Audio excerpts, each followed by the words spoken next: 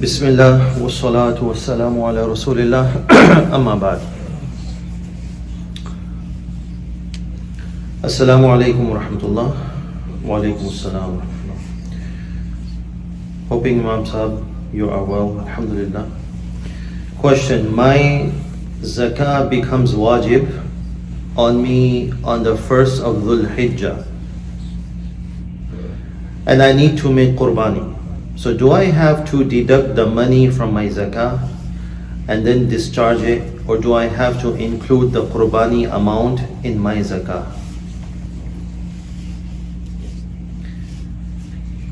The obligation of qurbani is only effective on the days of qurbani. Right. The days of qurbani are what? 10th, 11th and the 12th of Dhul Hijjah. So those are those days, 3 days when the qurbani is wajib upon the Muslims, not before or after. So it is not obligatory before that, right? As we all know. So the cost of the qurbani you will not deduct from the zakah. You're going to pay the zakah, and then once the 10th of Dhul Hijjah comes and you are eligible to do the qurbani, you do it. If you do not have the money, that enough money, you're not going to do it. Simple as that. So you must include the amount of the qurbani as well on the 1st of Dhul Hijjah, and you're going to pay the zakah. And then when the 10th of Dhul Hijjah or the 11th of Dhul, let's say for example if someone doesn't have the money on the 10th, the money comes on the 11th or the 12th, and you have that much enough that you can do the qurbani, Bismillah. Assalamu alaikum Imam Sahab. I have few questions. Wa alaikum salam. Number 1. Is there any proof from the Sunnah or from the Sahaba that supports doing ibadah, fasting, cooking on Laylatul Mi'raj? Is it allowed to eat the food cooked only with the niyyah of Laylatul Mi'raj? Is there any difference of opinion on this matter between the ulama?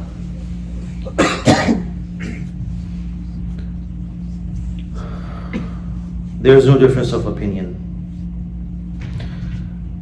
Actually, Mi'raj now is becoming a bid'ah, unfortunately. First of all, we have no idea when the Mi'raj happened. It happened, yes. The difference of dates that is mentioned in the history, but no exact date, number 1. Number 2, doing specific ibadat, fasting, cooking, whatever in the name of this is all bid'ah. There is nothing that has been prescribed by the Sharia. There are no actions that any Sahabi on that specific night of Mi'raj that happened, that he did something or commanded the people to do something. No. Yes, Mi'raj happened, Isra wa Mi'raj, we believe in it as a Muslim, and that's it. It's a miracle of Rasulullah sallallahu alaihi wasallam that we believe in. But there is no any specific ibadah, any fasting on those days. No, because we have no idea. Now, I think it's the 27th of Rajab that people have fixed, and then every year they do something and all that. This is totally against the Sharia. There's nothing proven openly, clearly about this. And when you look into the history of the books, there is no any dates. We have no idea when it happened. But it did happen. So stay away from it. Number 2 question. We have a now, you know what the problem is, people, you know, they are giving, you know, Laylatul Mi'raj celebrations, and then, you know, they are sending postcards and the WhatsApp group and all this, that Laylatul Mi'raj Mubarak and this and that. This is all bid'ah. Stay away. If something comes, don't respond. We have a prayer room at UMass Lowell. Due to limitation of space, the rugs are not facing the Qibla. Okay?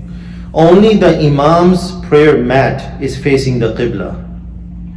Someone told me that during Jama'ah, it is important only for the Imam to face the Qibla. Okay? Whereas people following the Imam can face straight. Is that true? I do believe that the rugs can be placed in a manner where everyone is facing the Qibla, as we don't always have a lot of people in the prayer room at the same time. So first of all, it depends how much, I mean, let's say for example, Imam is standing, everyone is standing behind. So if the muqtadi in the behind a bit deviation, a little bit, that is fine if it's very minor. But if you're saying it's like totally different, that is a problem, right? If it's totally different. But if it's a little bit minor here and there, sometimes what happens when we're praying, the rugs they move sometimes, right? They're here and there. But if it's a little bit minor on the right or left, it counts. The prayer will be valid. But if it's too much deviation, then of course there will be a problem. To face the Qibla, it is what? A condition of the Salah. You need to, let's say we're in a place where we don't know where the Qibla is, but we need to make an effort about it. We need to make an effort. That is a condition. Without making any effort, we just stand wherever, the prayer will not be valid. But yes, if we are making an effort, and after the prayer someone else tells, oh no, the way that you prayed, that is not the Qibla, it's the opposite. Let's say for example, your prayer is valid because you made an effort. But if you have not made an effort, then you have to repeat the prayer again. So what I'm saying is that, I mean, it needs to be, if the questionnaire is saying that it is possible that the rugs can be proper and everyone can face the Qibla, that's how it's supposed to be. And when is this situation valid? There's always a juziyat in it. It's a pitch dark room. It's so much dark that you cannot even see your hand. Okay? Now, it can happen. The jamat needs to be done. There are people there, needs to be. How are they going to? So what the thing is that if the Imam, they have to figure out, okay, what way is the Qibla is, even though they cannot see anything. And the Imam is facing the Qibla. And they started their prayer, jamat. All of a sudden light is there now. So someone is facing that way, someone is facing that way, someone is facing that way, but the Imam is facing where? Qibla. All the prayer is valid. Everyone's prayer is valid, except for the person who is ahead of the Imam. That's it. Otherwise the prayers are valid. But in this situation in which it is possible to have the rugs towards the Qibla and people can face the Qibla, even if it's light here and there, that's no problem. But if it's too much, then they need to figure this out because this is something wrong. And then if someone told me during the Jama'ah that it is only for the Imam to do the Qibla, not the Muqtadi, that is, I don't know where that masla came from. Everyone has to follow the Imam, of course, and they're facing the Qibla. If someone comes in and says, no, I'm going to face this way, and the Imam is this way, that's not acceptable. We say, no, you have to face the Qibla. What are you doing? Why are you facing the other way? So why they have to align with the rugs? Alignment is not required with the rugs. So why the alignment is not required with the rugs, but of course, I mean, the rugs are there. I mean, if there's this way, if the Qibla is this way, I can pray this way, right? I don't have to be aligning myself with the lines of the rugs or direction of the rugs. I can move. Yeah, I mean, you need to face the Qibla, right? Yeah. You need to face the Qibla. Qibla. Not the rugs. Not the rugs, of course. But the thing is that whoever has said this, unfortunately, is where we are going. The problem is our deen has become a play. We think something is very easy and someone just said you something without any, and then people are following it. Unfortunately, we need to. This is a situation of salah. It's not like just random things. We have to be very careful. And if someone said something and then everyone is following it and might be wrong, so it's very dangerous of that person should say, you know what, I have no idea. Let's go to a sheikh. Let's go to a mufti. Someone that is more professional and experienced. And without anything, and just know this, okay, only the imam has to, and another. Then what the problem is, anyone can stand here and there, and then they can pray. This will be a play to people who just eat up, right? So we need to be very careful about these things. These are our main ibadat. So everyone should face the qibla, and the brother is saying here is that it can be, it can be magic, but rest can be placed in a manner facing the qibla, and that's fine. Is the regulation of equal stringently equal for sunnah and nafil salah? Like, I think the brother is referring to first salah because he's talking about Imam leading the prayer.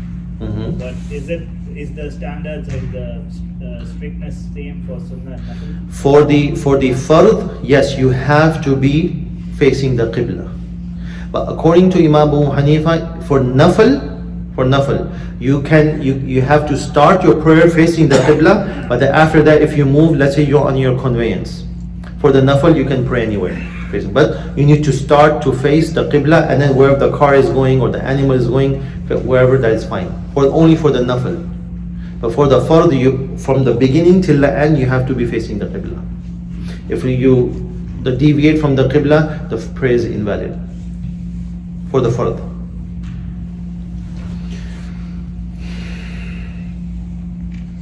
If it's possible to do that, then tell the people to face the qibla.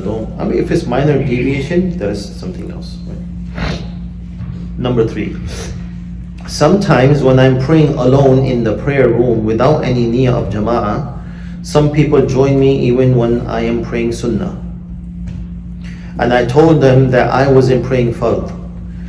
But they mention it depends on the niyyah of the person joining you. Is that the correct way? Okay, so now there is a difference of opinion. According to Imam Abu Hanifa rahimahullah, and I mentioned this before, the Imam should be superior in all aspects than the muqtadi, the followers. Meaning superior, meaning in his knowledge, in his sharia, and his recitation of the Quran, and about also the niyyah, the intention. So the fard intention is superior than the nafil intention or the sunnah intention, right? So the imam, if he has the niyat of fard and the followers has the niyat of nafil, not even fard, nafil, that is fine, no problem. That is okay.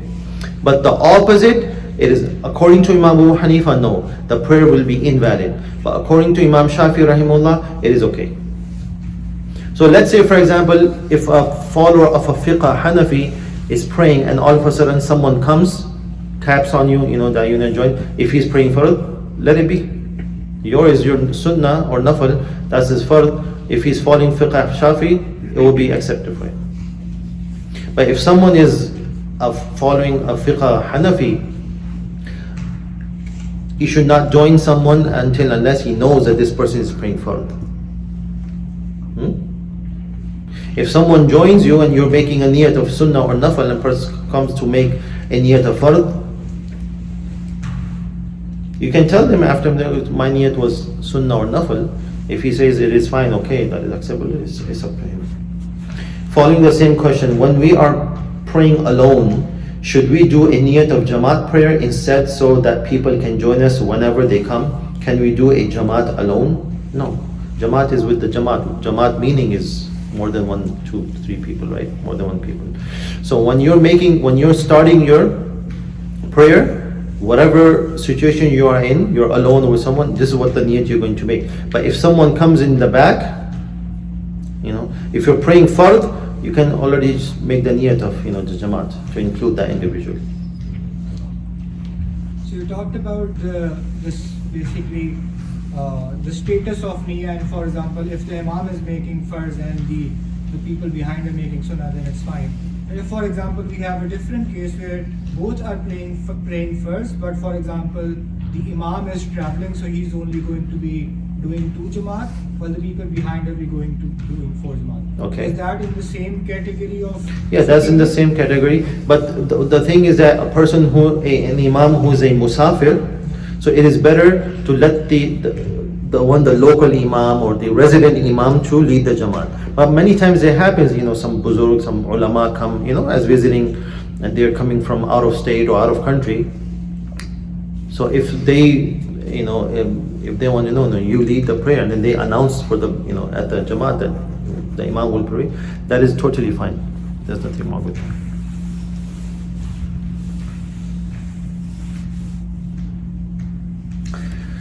Assalamu alaikum wa alaikum salam. I know it's makruh to fast Friday by itself.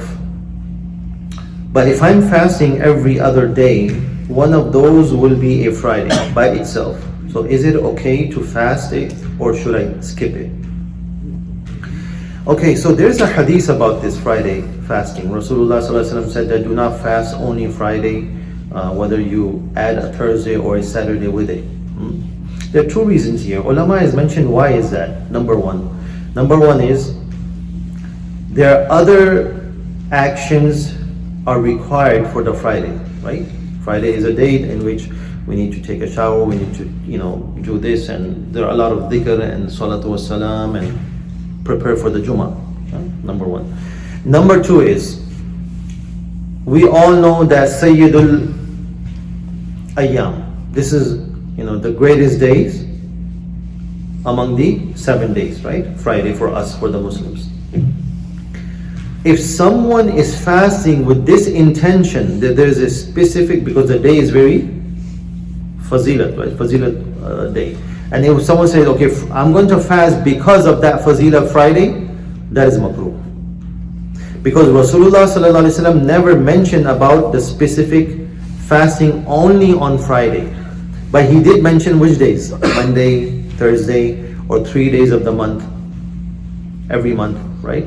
But specifically Friday with this intention, because Friday I'm going to fast because of, that is makruh, this is not acceptable. So that is why. But if, as I said, if you're skipping, one fast another, if you're alternate days and Friday comes, yes, you can fast, no problem. It is fine, totally fine.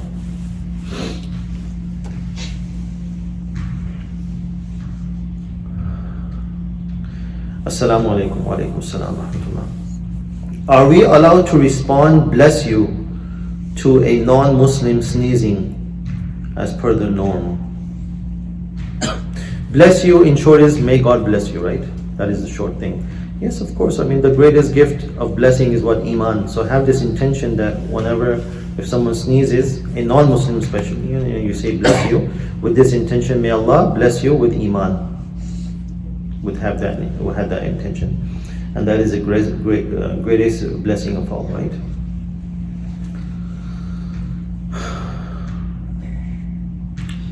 Okay. Assalamu alaikum wa alaikum assalam. Can we take travel insurance?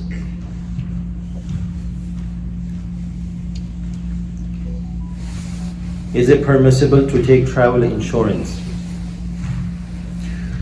Look, conventional insurance is haram due to many prohibitions, okay? And this prohibition is also applicable to the travel insurance. As Muslims, we place our 100% full trust in Allah subhanahu wa ta'ala, that Allah is the one who will take care of us. Allah is our protector. Allah is our hafiz or nasir, right?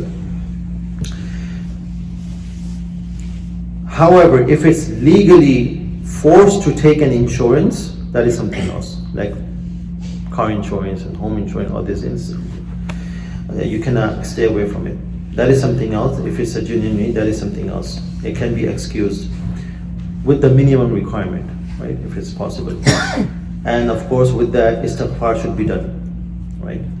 But in most cases during travels, there is no legal obligation to get the travel insurance.